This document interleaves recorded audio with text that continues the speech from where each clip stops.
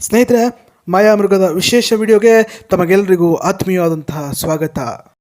ಬಂಧುಗಳೇ, ನ್ಯಾಯಾಲಯ ಎಂದ ತಕ್ಷಣ ನಮಗೆ ನೆನಪಿಗೆ ಬರೋದು ಕಣ್ಣಿಗೆ ಬಟ್ಟೆ ಕಟ್ಟಿಕೊಂಡು ಕೈಯಲ್ಲಿ ತಕ್ಕಡಿ ಹಿಡಿದು ನಿಂತಿರುವ ನ್ಯಾಯದೇವತೆಯ ಚಿತ್ರ. ನ್ಯಾಯ ಒದಗಿಸುವ ಈ ದೇವತೆಯ ಪರಿಕಲ್ಪನೆಯು ಈಜಿಪ್ಟ್, ಗ್ರೀಕ್ ಮತ್ತು ರೋಮನ್ ಸಾಮ್ರಾಜ್ಯಗಳಲ್ಲಿ ಕಾಣಸಿಗ್ತಾ ಇತ್ತು.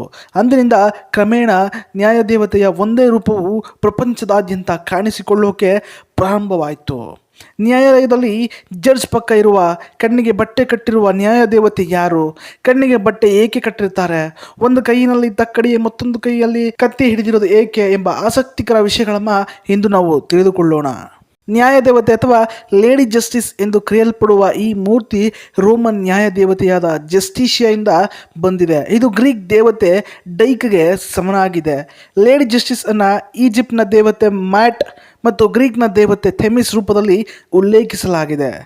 ಗ್ರೀಕ್ನಲ್ಲಿ ಥೆಮಿಸ್ ಸತ್ಯ, ಕಾನೂನು, ಸುವ್ಯವಸ್ಥೆ ಸಂಕೇತವಾಗಿದ್ದರೆ ಇತ್ತ ಡೈಕ್ ನ್ಯಾಯ ಮತ್ತು ನೈತಿಕ ಕ್ರಮವನ್ನು ಪ್ರತಿನಿಧಿಸುತ್ತೆ.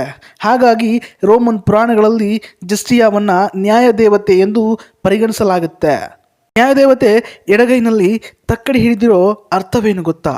ಎರಡೂ ಕಡೆಯ ವಾದಗಳನ್ನು ಆಲಿಸಿ ಅದನ್ನು ಸರಿದೂಗಿಸಿ ನ್ಯಾಯಯುತ ಪ್ರಕರಣವನ್ನು ಮುಕ್ತವಾಗಿ ನ್ಯಾಯದ ಪರವಾಗಿ ನಿರ್ಧರಿಸಲಿ ಎಂದು. ಹಾಗೆ ಬಲಗೈನಲ್ಲಿ ನ್ಯಾಯದೇವತೆ ಕತ್ತಿಯನ್ನು ಹಿಡಿದಿರುವುದಕ್ಕೆ ಕಾರಣ ನ್ಯಾಯಾಲಯದ ತೀರ್ಪುಗಳನ್ನು ಜಾರಿಗೊಳಿಸುವ ಅಧಿಕಾರವನ್ನು ಪ್ರತಿನಿಧಿಸಲು. ಎಲ್ಲದಕ್ಕಿಂತ ಮುಖ್ಯವಾಗಿ ನ್ಯಾಯದೇವತೆ ಕಣ್ಣಿಗೆ ಕಪ್ಪು ಬಟ್ಟೆಯನ್ನು ಕಟ್ಟಿರೋದಕ್ಕೆ ಕಾರಣ ಯಾವುದೇ ತಪ್ಪು ಮಾಡಿದ ಯಾವುದೇ ವ್ಯಕ್ತಿಯಾಗಲಿ, ಶ್ರೀಮಂತನಾಗಲಿ, ಬಡವನಾಗಲಿ, ಪ್ರಭಾವಿಯಾಗಲಿ ನ್ಯಾಯಾಲಯ ತೀರ್ಪು ನೀಡುವಾಗ ಎದುರಿಗಿರುವ ವ್ಯಕ್ತಿಯ ಜಾತಿ, ಅಂತಸ್ತು, ಹಣ ಇವುಗಳನ್ನು ನೋಡದೆ ಬಡವ ಶ್ರೀಮಂತ ಎನ್ನುವ ಭೇದವಿಲ್ಲದೆ ತೀರ್ಪು ನೀಡಲಿ ಎಂಬ ಕಾರಣಕ್ಕಾಗಿ ಕಪ್ಪು ಬಟ್ಟೆಯನ್ನು ಕಟ್ಟಲಾಗಿದೆ.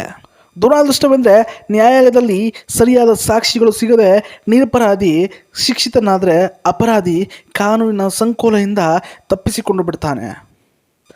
ನ್ಯಾಯದೇವತೆ ಹಿಡಿದಿರುವ ಕತ್ತಿಗೆ ಒಂದು ವಿಶೇಷ ಸಾರಾಂಶವಿದೆ. ಲೇಡಿ ಜಸ್ಟಿಸ್ನ ಕೈಯಲ್ಲಿ ಖಡ್ಗ. ಇದು ಕೆಲವೊಮ್ಮೆ ಕೈಯಲ್ಲಿ ಕೆಳಮುಖವಾಗಿ ಮತ್ತೊಮ್ಮೆ ಲಂಬವಾಗಿ ಮೇಲಕ್ಕೆ ಕಂಡುಬರುತ್ತೆ. ಈ ಖಡ್ಗವು ಅಧಿಕಾರ ಮತ್ತು ಶಕ್ತಿಯ ಸಂಕೇತವಾಗಿದೆ. ಇದು ನ್ಯಾಯದ ತೀರ್ಪನ್ನು ಕಾರ್ಯಗತಗೊಳಿಸುತ್ತದೆ ಮತ್ತು ಸ್ವೀಕರಿಸುತ್ತದೆ ಎಂದು ನಂಬಲಾಗುತ್ತೆ. ಈ ರೀತಿಯಾಗಿ ನ್ಯಾಯದ ಅರ್ಥವು ಈ ಕತ್ತಿಯಲ್ಲಿ ಅಂತರ್ಗತವಾಗಿರುತ್ತೆ ಎಂದು ಪರಿಗಣಿಸಲಾಗುತ್ತೆ. ಇದು ನ್ಯಾಯವನ್ನು ಅನುಷ್ಠಾನದ ಅಂತಿಮ ಹಂತಕ್ಕೆ ತೆಗೆದುಕೊಳ್ಳುವ ಸಾಮರ್ಥ್ಯವನ್ನು ತೋರಿಸುತ್ತೆ. ಅನ್ಯಾಯಕ್ಕೆ ಒಳಗಾದ ಅದೆಷ್ಟೋ ಜೀವಗಳು ನಂಬುವುದು ಕಾನೂನಿನ ಶಕ್ತಿಯನ್ನು ಮಾತ್ರ.